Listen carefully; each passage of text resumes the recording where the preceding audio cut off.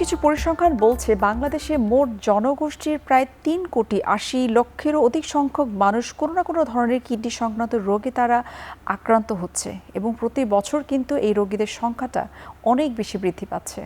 আজ আমরা এই বিষয়গুলো নিয়ে বিস্তারিত আলোচনা করব। দর্শক, আপনাদের সবাইকে আমন্ত্রণ জানাচ্ছে এমএরশিদ হসপিটাল নিবেদিত এখন টিভি রমজানের বিশেষ আয়োজন রমজানের স্বাস্থ্য।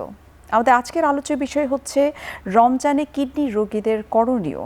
আর এই গুরুত্বপূর্ণ বিষয়টি নিয়ে আলোচনা করার জন্য আজ আমাদের সঙ্গে স্টুডিওতে উপস্থিত রয়েছেন doctor Mohammad Hasanuzzaman, consultant M A Rashid hospital এবং associate professor nephrology department, Anwar Khan medical college and hospital.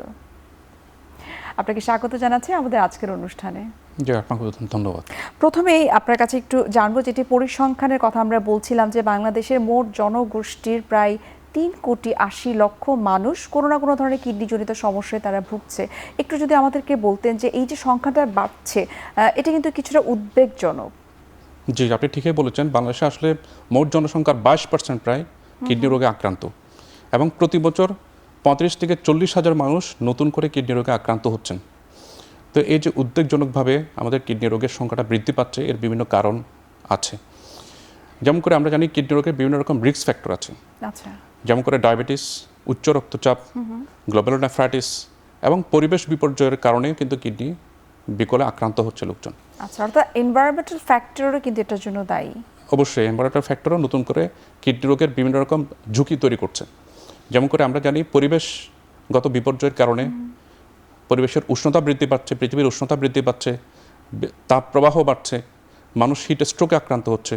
বিশেষ করে যেসব মানুষ খোলা আকাশের নিচে কাজ করেন, মাঠে ঘাটে কাজ করেন, কৃষক, শ্রমিক, পানি শূন্যতায় আক্রান্ত হচ্ছেন এবং সাইলেন্ট অ্যাকিউট কিডনি ইনজুরিতে ভুগতেছেন অনেকেই। এই রিপিটেড সাইলেন্ট অ্যাকিউট কিডনি ইনজুরির জন্য যারা ভোগেন তারা একটা পর্যায়ে গিয়ে দীর্ঘমেয়াদী কিডনি রোগে আক্রান্ত হওয়ার সম্ভাবনা থাকে। জি, এবং কিডনি রোগটাকে তো বলাও হয়ে থাকে যে এটা সাইলেন্ট কিলার, এবং আমরা যতটুকু জানি যে কিডনি সংক্রান্ত সমস্যা যখন শুরু হয় প্রাথমিক পর্যায়ে এটার কোনো সাইন সিমটম থাকে না। তারপরও একটু আপনার কাছে জানতে চাইবো যে যারা আসলে রমজানে রোজা রাখছেন, বিশেষ করে যারা কিডনি পেশেন্ট, তারা যদি রোজা রাখতে চান তাদেরকে বিশেষ কি সতর্কতা অবলম্বন করতে হবে? অবশ্যই কিছু সতর্কতা অবলম্বন করতে হবে। যারা কিডনি রোগে আক্রান্ত তাদের অবশ্যই রমজানের আগেই কিডনি রোগ বিশেষজ্ঞের কাছে গিয়ে পরামর্শ নিতে হবে নতুন করে, যে রমজানের সময় তাদের ওষুধ পথ্য কীভাবে চলবে। যেমন করে রমজানের সময় সবার আসলে সবাই রোজা রাখতে চান, কিন্তু যারা কিডনি রোগটা অ্যাডভান্স পর্যায়ে চলে গেছে, আচ্ছা, বিশেষ করে আমরা যেটাকে জিএফআর বলি বা কিডনি ফাংশন বলি, এটা যদি 45 ml পার মিনিটের নিচে নেমে যায় তাদের রোজা না রাখাই ভালো। আচ্ছা, কিন্তু এদের উপরে যারা আছে তারা রোজা রাখতে পারেন। অর্থাৎ ডিপেন্ডস অন স্টেজ, স্টেজ 1 2 3। জি, সিকেটের তো 5টা স্টেজ আছে, 1 থেকে 5। এর মধ্যে যারা স্টেজ 3বির উপরে যারা থাকেন, যখন জিএফআর 45-এর নিচে কমে যাবে তাদের রোজা না রাখাই ভালো। কারণ তখন আসলে কিডনি রোগের বিভিন্ন রকম লক্ষণগুলো প্রকাশ পায় এবং ওষুধপত্র এগুলো একদম খুব নিয়ম করে তাদের গ্রহণ করতে হয়। কাজে ওই সময় রোজা না রাখাটাই ভালো। এছাড়া ডায়ালাইসিসের পেশেন্ট তো রোজা না রাখাই ভালো। আর যারা ট্রান্সপ্লান্টের পেশেন্ট তাদের যদি কিডনি ফাংশন স্টেবল থাকে তারা রোজা রাখতে পারেন। কিন্তু অবশ্যই রমজানের আগে ওনাকে কিডনি রোগ বিশেষজ্ঞের কাছে গিয়ে পরামর্শটা নিতে হবে যে রমজানের সময় কীভাবে ওনার ওষুধপত্র চলবে। আচ্ছা, এখন তো অনেকগুলো রোজা চলে গিয়েছে, সামনে অলরেডি আমাদের ঈদ। এই মুহূর্তে আপনার কাছে একটু জানবো যে যারা অলরেডি স্টেজ 1 এবং 2-তে রয়েছেন এবং তারা হয়তো টুকটাক রোজা রেখেছেন, তাদের ক্ষেত্রে আপনার পরামর্শ কি যে এই মুহূর্তে তার কিডনি সুস্থ আছে কিনা, ক্রিয়েটিনিন রেঞ্জের মধ্যে আছে কিনা, সেগুলো জানার জন্য আসলে কি কি টেস্ট তার করা উচিত? আচ্ছা, উনি যদি রোজা রেখে থাকেন এবং উনি যদি ঠিকমতো পানি খেয়ে থাকেন, বিশেষ করে ইফতার এবং সেহরির সময় যে সময়টুকু খাওয়া অ্যালাউড, ওই সময় যদি উনি ঠিকমতো পানিটা নিয়ে থাকেন, তারপর অতিরিক্ত ফলমূল না খেয়ে থাকেন, আচ্ছা, এবং প্রোটিন রেস্ট্রিকশনের যে ব্যাপারটা আছে যদি উনি মেনে চলেন, তাহলে কিডনির খুব একটা সমস্যা হওয়ার কথা না। তারপরে উনি কিডনি পরীক্ষাটা করে দেখতে পারেন। একটা সিম্পল টেস্ট সেরাম ক্রিয়েটিনিন এবং ইলেকট্রোলাইটস করলেই ওনার এখন কিডনি কোন অবস্থায় আছে এটা আসলে বোঝা যায়। এছাড়া সামনে ঈদ আসছে, ঈদের সময় তো আসলে বিভিন্ন রকম ভালো মন্দ খাওয়া হয়ে থাকে, তো সেই সময় খেয়াল রাখতে হবে যাতে অতিরিক্ত পানি গ্রহণ করা না হয় এবং প্রোটিন রেস্ট্রিকশনের ব্যাপারটা যাতে মাথায় থাকে। বিশেষ করে সিকেডি যাদের, তাদের প্রোটিনটা একটু রেস্ট্রিক্টেড করতে হয়। 40 gram per day, 40 gram per KG body weight per day, এই হিসেবে ওনাকে প্রোটিন নিতে হয়।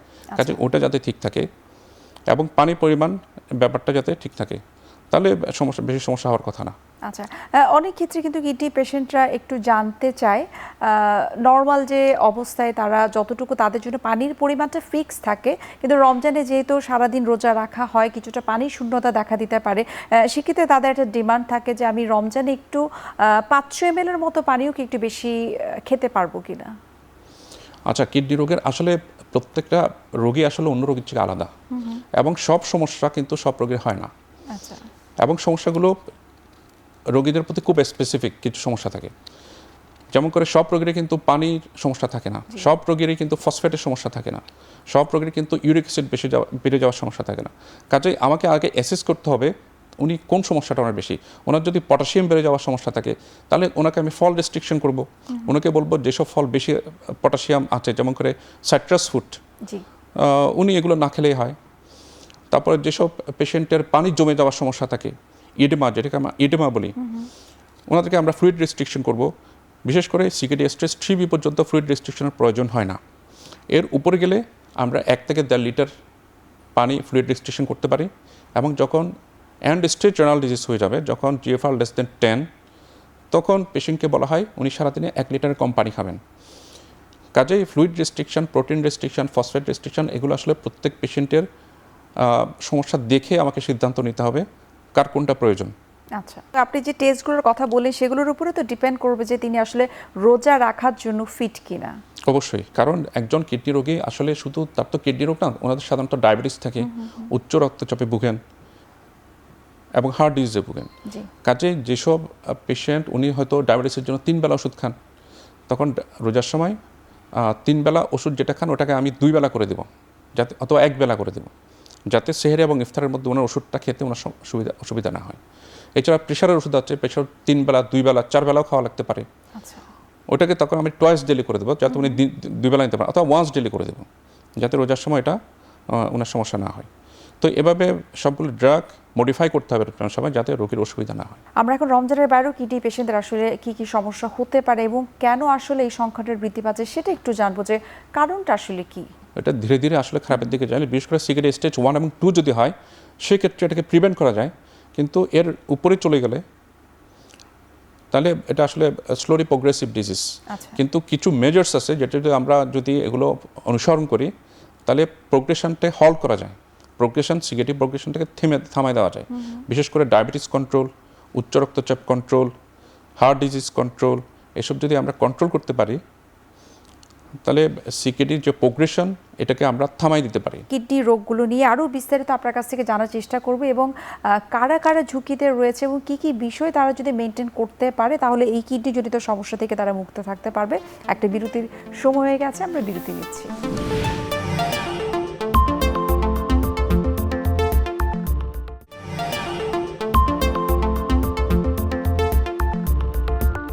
বিরতির আগে আমরা কথা বলছিলাম যে যাদের জন্মগত কিডনির সমস্যা রয়েছে, একটু জানতে চাইবো যে জন্মগত কিডনির সমস্যা যাদের থাকে তাদের অভিভাবক বা পরিবারের সদস্য যারা থাকে তাদের একটা শঙ্কা, ভীতি কাজ করে যে সেই জন্মগত সমস্যাটা সেটা কি পরবর্তীতে তার কোনো শারীরিক সমস্যা তৈরি করতে পারে কিনা, বা পার্মানেন্টলি যেটাকে আমরা বলি যে ক্রনিক কিডনি ডিজিজ হওয়ার সম্ভাবনা আছে কিনা। জন্মগত কিডনি রোগ বলতে আমরা যেটা প্রধানত বুঝি polycystic kidney disease, adult polycystic kidney disease. এটা তো একটা অটোজোমাল ডমিনেন্ট, মানে মা বাবার যদি থাকে পরবর্তী প্রজন্মের এটা হওয়ার সম্ভাবনা থাকে। কাজে এটা যেহেতু অটোজোমাল ডমিনেন্ট, মা বাবার যদি এই রোগ ধরা পড়ে তার সন্তানদের অবশ্যই এটা পরীক্ষা করতে হবে। একটা সিম্পল আল্ট্রাসোনোগ্রাম করলেই হয়। বেশিরভাগ ক্ষেত্রে একটা সিম্পল সন্তানের যদি একটা আল্ট্রাসোনোগ্রাম করে, তাহলে মাল্টিপল সিস্ট কিডনিতে পাওয়া যায় এবং ওইটা দেখে ডায়াগনোসিস করা যায়। কিন্তু এটা থেকে কিডনি বিকল হওয়া এটা একটু পরবর্তী স্টেজে 30-এর পর সাধারণত ডেভেলপ করে। 30-এর পর সাধারণত আস্তে আস্তে কিডনি ফাংশন, প্রথমে হাইপারটেনশন ডেভেলপ করে, হাইপারটেনশন ডেভেলপ করার পর আরও পরের স্টেজে গিয়ে কিডনি ফাংশন কমতে থাকে আস্তে আস্তে, যেটাকে আমরা সিকেডি বলি। কিডনি ফাংশন আস্তে আস্তে ডিক্লাইন করতে থাকে। এবং এসব পেশেন্ট যখন 50 থেকে 60 বছর আনুমানিক ওই বয়সে পৌঁছান, তখন ওনাদের পুরোপুরি কিডনি বিকল হয়ে যাওয়ার একটা রিস্ক থাকে। এবং পুরোপুরি কিডনি বিকলের যেসব চিকিৎসা আছে, যেমন করে ডায়ালিসিস অথবা কিডনি প্রতিস্থাপন, এসবের চিকিৎসা গ্রহণ করার প্রয়োজন হতে পারে। এবং এক্ষেত্রে আপনার পরামর্শ কি যে জন্মগত কিডনি জনিত সমস্যা যাদের রয়েছে বছরে দুবার অথবা 5 বছর পর পর, আসলে কত বছর পর পর তাদের একটা ফলো আপের মধ্যে আসা উচিত যেন তারা বুঝতে পারেন যে যে জন্মগত কিডনি জনিত সমস্যাটা হয়েছে সেটি মিনিমাল কন্ডিশনই রয়েছে? আসলে যাদের কিডনি রোগ নাই এবং যারা সম্পূর্ণ সুস্থ মানুষ তাদেরও 30 বছরের পর থেকে প্রতি বছর একবার করে কিডনি ফাংশন টেস্ট করা উচিত। আচ্ছা, কিডনি ফাংশন টেস্ট খুব বেশি কিছু না, এগুলো খুব সিম্পল টেস্ট, যে কোনো বাংলাদেশের যে কোনো সেন্টারে হয়। এগুলো হলো সিম্পল কিছু টেস্ট, যেমন করে সেরাম ক্রিয়েটিনিন, ইলেকট্রোলাইটস, ইউরিনারি, একটা কমপ্লিট ব্লাড কাউন্ট, একটা আলট্রাসোনোগ্রাম, আচ্ছা। একটা কিডনির আলট্রাসোনোগ্রাম। এই সিম্পল কয়েকটা টেস্ট দিয়ে আসলে কিডনি রোগ নির্ণয় করা সম্ভব। প্রায়শই কিন্তু শুনে থাকি বা দেখে থাকি যে অনেকেরই কিন্তু কিডনিতে স্টোন হচ্ছে। এই স্টোন হওয়ার পেছনে আসলে মূল কারণ কি? স্টোন হওয়ার আসলে বিভিন্ন রকম কারণ আছে, তবে মেইন কারণটা হলো যদি পানি কম গ্রহণ করে থাকে। আচ্ছা, পানি যদি পেশেন্ট কম খেয়ে থাকে সেক্ষেত্রে স্টোন হওয়ার সম্ভাবনা বেড়ে যায়। আচ্ছা। আমরা আসলে সাধারণভাবে এটাই জানি যে পানি যারা কম গ্রহণ করে তাদেরই কিডনি স্টোন হয়ে থাকে, কিন্তু পানি গ্রহণ ছাড়াও কি আরো কোনো রিজন থাকতে আর পারে অনেকগুলো কিনা, reason আছে, বংশগত যেমন বা করে অন্যান্য কোনো কারণ? বংশ থাকতে পারে, যেমন করে অক্সালেট স্টোন যেগুলো আছে এগুলো আচ্ছা। বংশগত হতে পারে। ইউরিক অ্যাসিড স্টোন আছে, ইউরিক অ্যাসিড স্টোন বিশেষ করে পলিসিস্টিক কিডনি যাদের এদের বেশি হয়। আচ্ছা, এছাড়া calcium carbonate stone, calcium oxalate stone, এগুলো সাধারণত পানি কম খেলে হয়, অথবা যাদের বিভিন্ন কারণে শরীরে ক্যালসিয়াম বেড়ে যাচ্ছে, হ্যাঁ, হাইপার ক্যালসিমিয়া থেকে হাইপার ক্যালসিউরিয়া হয়, হাইপার ক্যালসিউরিয়া থেকে নেফ্রোক্যালসিনোসিস বা কিডনি স্টোন হওয়ার সম্ভাবনা থাকে। আচ্ছা। এক্ষেত্রে নিশ্চয়ই ফুড মডিফিকেশনের কি কোনো দরকার রয়েছে? ফুড মডিফিকেশনের চেয়ে এখানে বেশি যেটা দরকার সেটা হলো পেশেন্ট যাতে যথেষ্ট পরিমাণ পানি গ্রহণ করেন, হ্যাঁ, যাতে করে তার সারাদিনে প্রস্রাব হয় 2 লিটারের বেশি, 2 লিটার। সেক্ষেত্রে পেশেন্ট উনি প্রস্রাব মেপে দেখতে পারেন 24 ঘন্টা কী পরিমাণ প্রস্রাব হচ্ছে, এবং এমনভাবে প্রাণী ওনাকে গ্রহণ করতে হবে যাতে সারাদিনে 2 লিটারের মতো ইউরিন আউটপুট হয়। এছাড়া কিছু ফুডের খুব বেশি কিছু এখানে নেই, যেমন করে যাতে ইউরিক অ্যাসিড স্টোন হয়, ইউরেট স্টোন, আচ্ছা, আমাদের কিছু uric acid containing food restriction করতে হয়। আচ্ছা। যেমন করে ইউরিক অ্যাসিড কন্টেনিং ফুড যেমন আমরা যতটুকু জানি যে যাদের কিডনি স্টোন থাকে তাদের অক্সালেট জাতীয় খাবার গ্রহণ করা থেকে বিরত থাকতে বলা হয়। অক্সালেট জাতীয় খাবার আছে। তারপর এখানে আছে ইউরিক স্টোন হয়, তাদের ইউরিক অ্যাসিড রেস্ট্রিকশন করতে হয়। তারপরে সাইট্রাস ফুড যেগুলো আছে এগুলো আবার preventive for calcium stone formation, preventive for calcium stone formation. কাজে তাদেরকে সাইট্রাস ফুড খেতে উৎসাহিত করতে হবে। এক্ষেত্রে নিশ্চয়ই আপনি একজন নেফ্রোলজিস্ট হিসেবে একজন ডায়েটিশিয়ানের কাছে নিশ্চয়ই রেফার করে থাকেন সেই ধরনের কিডনি পেশেন্টকে। জি, এখানে ডায়েটিশিয়ানের একটা রোল আছে খাবার অ্যাডভাইসের ব্যাপারে, ডায়েটের অ্যাডভাইসের ব্যাপারে। এখানে CKD, acute kidney injury, renal stone disease, এই প্রত্যেকটা ডিজিজের ক্ষেত্রে ডায়েটিশিয়ানের একটা বড় রোল আছে।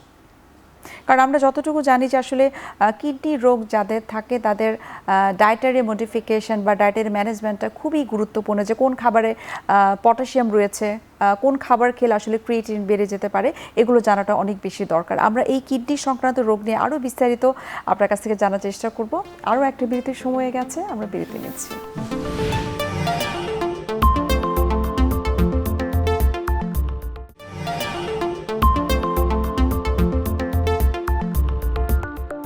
বিরতির আগে আমরা কিডনিজনিত সমস্যা নিয়ে কথা বলছিলাম। একটু আপনার কাছে জানবো যে যাদের রিকারেন্ট ইউরিন ইনফেকশন হয় তাদের কি ভবিষ্যতে কিডনিজনিত সমস্যা হওয়ার সম্ভাবনা রয়েছে? অবশ্যই রিকারেন্ট ইউরিনারি ইনফেকশন যাদের হয় তাদের ইনফেকশন যদি স্প্রেড করে আপার ইউরিতে চলে যায়, যেমন করে ইউরেটার অথবা কিডনি পর্যন্ত, এবং কিডনি ইনফেক্টেড হয়ে যায়, যেটাকে আমরা পাইলোনেফ্রাইটিস বলি, আচ্ছা, সেখান থেকে কিডনি আক্রান্ত হওয়ার সম্ভাবনা আছে। এছাড়া ইউরিন ইনফেকশন থেকে যদি ইউরোসেপসিস হয়ে যায়, যেটা আমরা সাধারণ ভাষায় বলি ব্লাডে ছড়ায় পড়ে ইনফেকশন, এবং সেখান থেকে যদি সেপসিস হয়, সেপটিক শক হয়, এবং হাইপোভলিমিক শক, সেপটিক শকে প্রেশার যদি কমে যায়, সেক্ষেত্রে অ্যাকিউট কিডনি ইনজুরি হওয়ার সম্ভাবনা থাকে। কাজে রিকারেন্ট ইউটিআই একটা অবশ্যই খুবই গুরুত্বপূর্ণ, এবং কিডনির সিকেডি অবস্থা একেবারে প্রিভেন্ট করার জন্য রিকারেন্ট ইউটিআই অবশ্যই ভালো করে ট্রিটমেন্ট করতে হবে। রিকারেন্ট ইউটিআই তো সবার হয় না, বিভিন্ন রিস্ক ফ্যাক্টরের কারণে এটা হয়, বিভিন্ন পেশেন্টের যে রিস্ক ফ্যাক্টর এবং আমরা দেখেছি যে মেয়েদের একটু বেশি হয়ে থাকে, তারপর যাদের ডায়াবেটিস আছে তাদের বেশি হয়, বিভিন্ন কারণে ইমিউনোসাপ্রেশন যাদের থাকে তাদের হয়। তো এসব জিনিসগুলো, রিস্ক ফ্যাক্টরগুলো আসলে আমাকে অ্যাসেস করতে হবে, এবং সে অনুযায়ী চিকিৎসা করে রিকারেন্ট ইউটিআই প্রিভেন্ট করতে হবে। যাদের দেখা গেল যে বছরে একবার কি দুইবার তাদের ইউরিন ইনফেকশন হলো, তাদের প্রতি আপনার পরামর্শ কি যে পরবর্তীতে যেন আর ইনফেকশন না হয়? আমরা যতটুকু জানি যে পানি গ্রহণ করার পাশাপাশি এখানে হাইজিনের বিষয়টাও অনেক বেশি গুরুত্বপূর্ণ।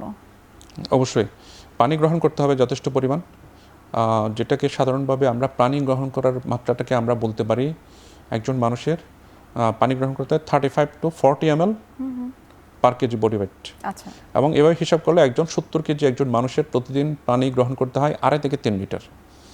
কাজেই ওই যথেষ্ট পরিমাণ পানি যাতে উনি গ্রহণ করেন, এবং সাথে সাথে পার্সোনাল হাইজিনের উপর অবশ্যই নজর দিতে হবে। এছাড়া ডায়াবেটিস যদি থাকে, ডায়াবেটিস অবশ্যই ভালো করে প্রিভেন্ট করতে হবে, কারণ ডায়াবেটিস প্রিভেন্ট না করলে ইমিউনোসাপ্রেশন, ওনার রোগ প্রতিরোধ ক্ষমতা কমে যাবে এবং যে কোনো ধরনের ইনফেকশনের ঝুঁকি মধ্যে উনি থাকবেন। জি, আপনি তো বলছিলেন স্যার প্রথম থেকেই যে আসলে কিডনি রোগ হবার বিভিন্ন কারণ রয়েছে, তার মধ্যে যদি একটা কারণের কথা আমরা বলি, যেটা বিভিন্ন পরিসংখ্যান বলছে, বিভিন্ন সার্ভে বলছে যে পেইন কিলার, অযাচিতভাবে ডাক্তারের পরামর্শ ছাড়া যখন আমরা পেইন কিলার খাই, সেটিও কিডনি সমস্যার দিকে চলে যেতে পারে। পেইন কিলার বলতে যেগুলো নন স্টেরয়েডাল, যেমন করে আমরা অ্যানাসিডস বলি, অ্যানাসিডস যেগুলো বলি, এগুলোতে সাধারণত কিডনির সমস্যা হয়। এছাড়া যেগুলো ওপিয়েট অ্যানালজেসিক, ওপিয়েট মানে নন অ্যানাসিডস যেগুলো আছে ওপিয়েট অ্যানালজেসিক, ওগুলোতে সাধারণত কিডনির সমস্যা হয় না। কাজেই যারা দীর্ঘমেয়াদী এসব অ্যানাসিডস জাতীয় ওষুধ গ্রহণ করেন, তাদের একটা কিডনির দীর্ঘমেয়াদে কিডনি আক্রান্ত হওয়ার সম্ভাবনা থাকে। আচ্ছা স্যার, আমরা যতটুকু আমরা জানি যে পানি কম খেলে ইউরিন ইনফেকশন হয়, আবার অনেকে যেটা করে থাকে যে ইউরিন ইনফেকশন যেন না হয় বা ওভারঅল কিডনি যেন ভালো থাকে, সেটার জন্য প্রয়োজনের অতিরিক্ত পরিমাণে পানি গ্রহণ করে থাকে, সেটা 4 লিটারের উপরে। তাদের এই যে ধারণা যে বেশি পানি খেলে তার কিডনি ভালো থাকবে, এই ধারণাটি কি আসলে সঠিক? এটার কোনো সায়েন্টিফিক ব্যাখ্যা রয়েছে? না, এটা আসলে সায়েন্টিফিক না। অতিরিক্ত পানি, কম পানি খাওয়া যেমন ক্ষতিকর, অতিরিক্ত পানি খাওয়া ক্ষতিকর। আমি কিছুক্ষণ আগে বলেছি একজন মানুষের 2.5 থেকে 3 লিটার পানি সাফিসিয়েন্ট, যথেষ্ট। আচ্ছা, এবং এর চেয়ে বেশি পানি যদি বেশি খান, অনেক বেশি পানি খেয়ে থাকেন অনেকে, 5 লিটার 6 লিটার, আবার অনেকে তো যেটাকে বলে সাইকোজেনিক পলিডিপসিয়া, 10 লিটার পর্যন্ত পানি সারাদিনে খেয়ে থাকেন।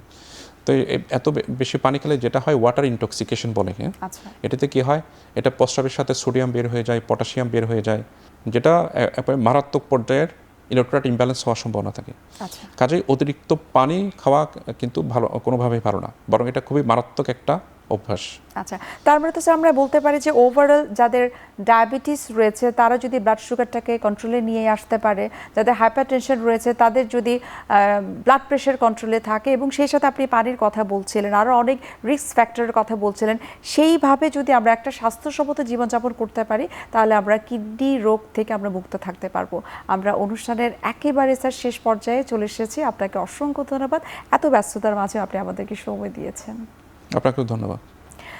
দর্শক, এতক্ষণ আপনারা দেখছিলেন এমএ রশিদ হসপিটাল নিবেদিত এখন টিভির রমজানের বিশেষ আয়োজন রমজানের স্বাস্থ্য। আজ আমরা এখানে শেষ করছি, দেখা হবে আবারও আপনাদের সঙ্গে। সে পর্যন্ত আপনারা সবাই ভালো থাকুন, সুস্থ থাকুন। আল্লাহ হাফেজ।